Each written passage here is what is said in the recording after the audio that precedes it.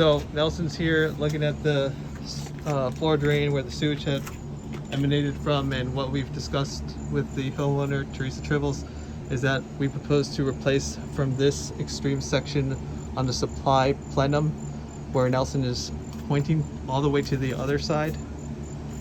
And then we're also going to take out the coil gas furnace and through the wall condenser. Unfortunately, it necessitates that we cut the refrigerant line, so that's going to entail recovering the existing refrigerant charge, as well as basically conducting an entire new installation with the said components. We've told Teresa Tribbles that it will be $2,200 in order to perform the work. I will put this into a proposal and send it out to the Homeowners Association and CC Teresa Tribbles as well, so that she's aware. And as soon as we get the green light, we will schedule the work. Nelson, do you have anything you want to communicate to them? I'll put this on. Yeah, we're also gonna unhook the gas. We're gonna cap it while they finish the installation.